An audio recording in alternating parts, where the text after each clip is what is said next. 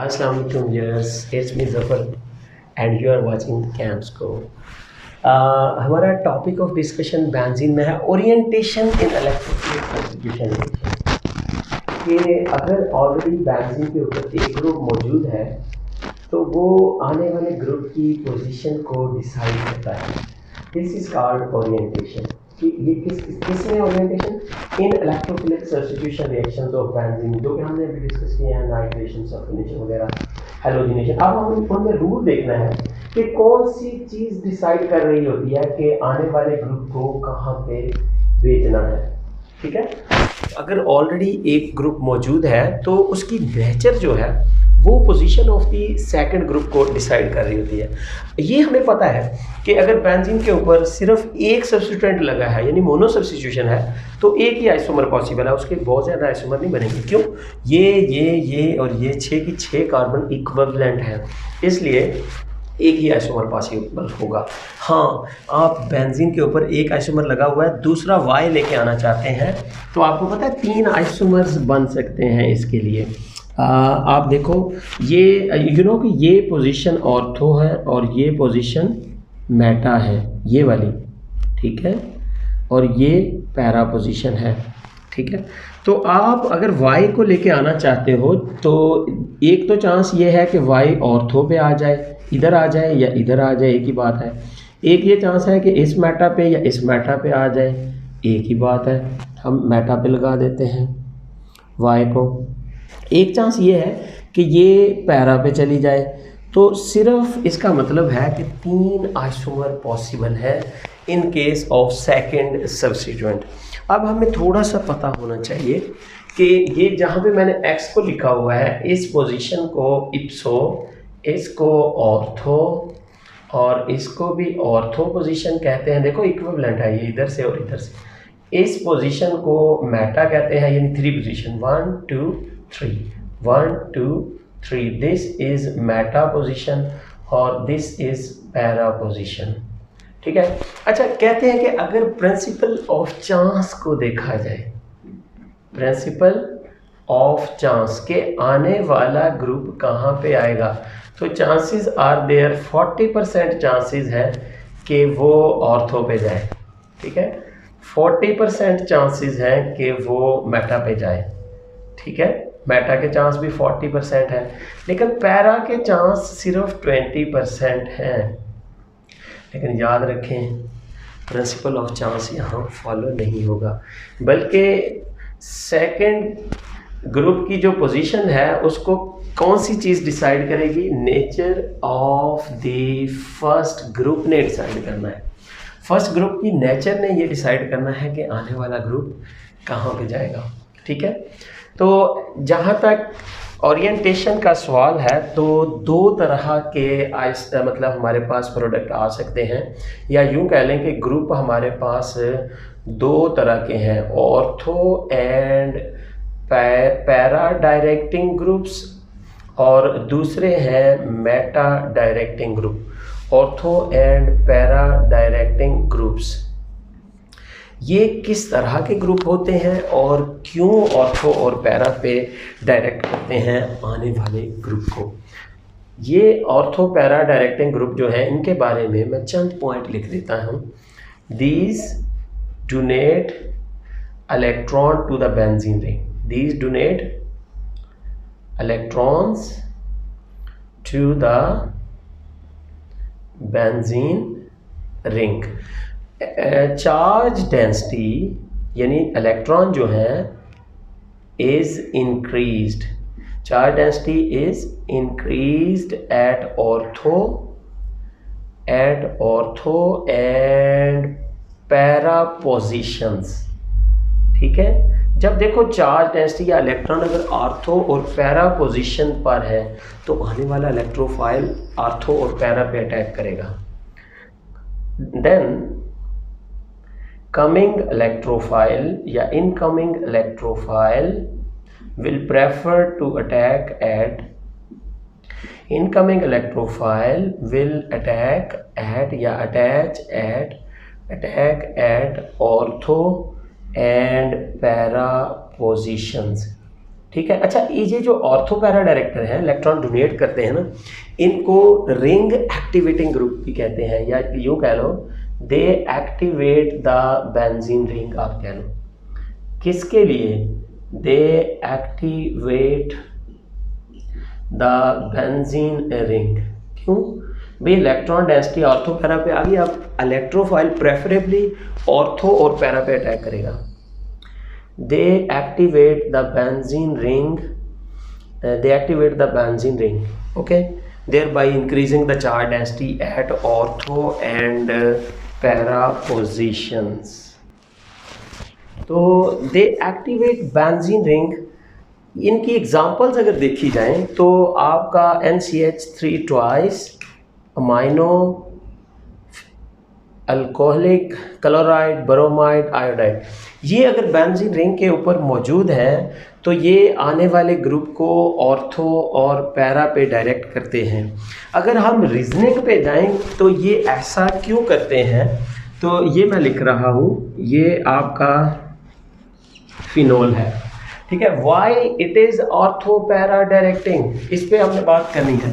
You know कि इस oxygen के पास दो लोन पेयर मौजूद है, ये लोन पेयर इधर मूव करता है या रिंग में जाता है, हम कहते हैं एज ए रिजल्ट ये इलेक्ट्रॉन दो जो है हम यहाँ मूव करवा देते हैं। This is symbol for resonating structures.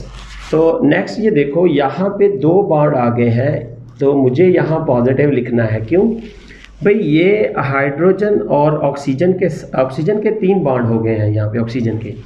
तो अब ये बॉन्ड मैंने इधर शिफ्ट करवा दिया in the form of negative, ठीक है। तो ये नेगेटिव इधर शिफ्ट होगा, तो एज ए रिज़ल्ट हमारे पास ये स्ट्रक्चर बनेगा। ये नेगेटिव मैंने इधर शिफ्ट, यानी ये बॉन्ड मैंने इधर शिफ्ट करके यहाँ नेगेटिव क्रिएट किया। अब क्या करना है नेक्स्ट स्टेप में, ये नेगेटिव हम इधर मूव करवाएंगे इस तरफ, और ये बॉन्ड हम इस कार्बन पे दे देंगे, ठीक है। ये नेगेटिव इधर बॉन्ड बना लेगा और इधर हम लिखेंगे OH पॉजिटिव। क्यों? ऑक्सीजन के 3 बॉन्ड बने हुए हैं 2 कार्बन के साथ, ये बॉन्ड अपनी जगह पे है, यहाँ नेगेटिव है। अब इस नेगेटिव को मैं इधर मूव करवाऊंगा अगले स्टेप में, और इस बॉन्ड को हम इस कार्बन पे दे देंगे, इस कार्बन पे। यहाँ पे अब नेगेटिव आएगा और ये OH पे पॉजिटिव आ जाएगा, ये बॉन्ड अपनी जगह पे है, जबकि ये नेगेटिव इधर मूव कर जाएगा। तो ये रेजोनेटिंग स्ट्रक्चर है। अब लास्ट स्टेप में ये नेगेटिव इधर मूव करो तो ये बॉन्ड वापस चला जाएगा, OH के पॉजिटिव को हम ख़त्म कर रहे हैं, और हम देख रहे हैं कि यहाँ डबल बॉन्ड आ गया, ये डबल बॉन्ड और ये डबल बॉन्ड। तो अगर हम कंक्लूजन निकालें तो आप देखो, ऑर्थो पे इलेक्ट्रॉन चार्ज डेंसिटी बढ़ी, पैरा पे बढ़ी और फिर ऑर्थो पे बढ़ी। तो इसका मतलब है आने वाला ग्रुप एसेंशियली ऑर्थो और पैरा पर ही आएगा, ठीक है। देखो ऑर्थो पैरा और ऑर्थो पे भी आपका आने वाला क्या है, इलेक्ट्रोफाइल है, तो वो ऑर्थो या पैरा पे ही जाएगा ना। इसी तरह ये सारे ग्रुप यही सिचुएशन क्रिएट करते हैं कि ऑर्थो और पैरा पे इलेक्ट्रॉन डेंसिटी ज़्यादा कर देते हैं, जिसकी वजह से आने वाला ग्रुप ऑर्थो और पैरा पे अटैक करता है। नेक्स्ट है हमारा मेटा डायरेक्टिंग ग्रुप्स। अच्छा, ये क्या करते हैं? These withdraw electron from the benzene ring. Benzene ring से इलेक्ट्रॉनों को ऊपर खींच लेते हैं, बाहर खींच लेते हैं। अब क्या होगा, बेंजीन रिंग डीएक्टिवेट होगा, इस पर पॉजिटिव चार्ज आएगा, इलेक्ट्रोफाइल का अटैक थोड़ा डिफिकल्ट हो जाएगा। भी देखो इलेक्ट्रोफाइल ऑलरेडी प्रेजेंट है, तो प्रेजेंट पे अटैक कैसे, पॉजिटिव है तो पॉजिटिव पे कैसे अटैक करेगा? क्या तो देखो, these withdraw electron from benzene ring, पहली बात हमने ये की। फिर हमने कहा charge density is decreased at ortho and para position, ये भी हम आपको दिखाएंगे। So coming electrophile attacks at meta. भाई अगर ऑर्थो और पैरा पे ऑलरेडी चार्ज डेंसिटी कम हो जाती है तो आने वाला ग्रुप जो है वो मेटा पे जाएगा, यही हमने देखना था। अच्छा, these are also called deactivating groups, ring deactivators भी इनको कहा जाता है। भाई इन्होंने डीएक्टिवेट किया रिंग को। अब इसकी एग्जांपल में NR3 है, साइनाइड है, कार्बोक्सिलिक एसिड है, अगर बेंजीन पे एल्डिहाइड ग्रुप है या COR यानी कीटोनिक ग्रुप है, ओ दीज डीएक्टिवेट द बेंजीन। अब ये कैसे डीएक्टिवेट करते हैं हम देखते हैं। यहाँ पे आप देखो, ये हम इधर भेज देते हैं, ये बॉन्ड ऑक्सीजन अपना वापस ले लेता है कार्बन से, तो ये सिचुएशन बनती है। ये देखो O नेगेटिव यहाँ पे आएगा, ठीक है, O नेगेटिव, ये बॉन्ड वापस चला, जिसकी वजह से ये बॉन्ड इधर जाएगा, तो हम यहाँ पे डबल बॉन्ड क्रिएट कर देते हैं। ये बॉन्ड अगर यहाँ, तो यहाँ क्या आ जाएगा, पॉजिटिव चार्ज, ये इलेक्ट्रॉन जब इधर मूव करेंगे तो ये बॉन्ड और ये बॉन्ड अपनी जगह पे है। हम देखने जा रहे हैं किस तरह से ये रिंग डीएक्टिवेटर है। ये वाले ग्रुप, इनमें से मैंने बेंजल्डिहाइड की एग्जांपल ले ली है, ठीक है। अब नेक्स्ट में ये बॉन्ड इधर भेज दो, ठीक है, जस्ट ये देखो CO नेगेटिव H और यहाँ 2 बॉन्ड है, ये बॉन्ड के इलेक्ट्रॉन इधर भेज दो अगर आप, तो ये पॉजिटिव ख़त्म हो जाएगा, लेकिन जब ये इलेक्ट्रॉन इधर मूव करेंगे तो यहाँ पॉजिटिव चार्ज आ जाएगा और ये इलेक्ट्रॉन मौजूद है। अगले स्टेप में हम यूँ कहते हैं कि ये इलेक्ट्रॉन इधर आ जाते हैं, जिसकी वजह से यहाँ पे बॉन्ड शिफ्ट हो जाता है और पॉजिटिव यहाँ पे आ जाता है। हमारे पास ये सिचुएशन बनती है CO नेगेटिव और ये वाला H। अब आखिरी स्टेप में क्या होता है, हम ये इलेक्ट्रॉन वापस करते हैं, ये बॉन्ड अपनी जगह पे वापस आ जाता है, तो हमें ये C डबल बॉन्ड OH मिलता है और ये बॉन्ड अपनी जगह पे वापस आ जाएंगे, तो ये पॉजिटिव ख़त्म हो जाएगा। तो हमने देखना क्या था, देखना ये था कि ऑर्थो पे भी पॉजिटिव आया, पैरा पे भी पॉजिटिव आया, ऑर्थो पे फिर पॉजिटिव आया। भाई आने वाला इलेक्ट्रोफाइल अब कहाँ जाएगा, पॉजिटिव पे तो नहीं ना जाएगा, electrophile will attack at meta position. तो ये लॉजिक था आपका, ये एरोस जो हैं they stands for resonating structures that are possible, ठीक है। अब हम एक ओवरव्यू लेते हैं। फर्स्ट करें जी, ये हमारा आर्टिकल है, तो अब अगर आपको कहा जाता है कि अगर मिथाइल मौजूद है, याद रखिएगा मिथाइल में नो बॉन्ड रेजोनेंस बहुत ज़्यादा होती है, जिसकी वजह से ये बहुत स्ट्रॉन्ग इलेक्ट्रॉन डोनेटिंग है, यानी ऑर्थो पैरा डायरेक्टिंग है ये। तो अगर आप इसका रिएक्शन नाइट्रिक एसिड के साथ करवाओ तो ये नाइट्रिक एसिड अकेला तो रिएक्ट नहीं करेगा इसके ऊपर, हमें फिर इसके अंदर H2SO4 और नाइट्रिक एसिड कंसनट्रेटेड लेने होंगे। तो ये नाइट्रो 2 ऑर्थो पे लगा देता है, थोड़ी सीवियर कंडीशन रखो तो, और एक पैरा पे लगा देता है। क्यों?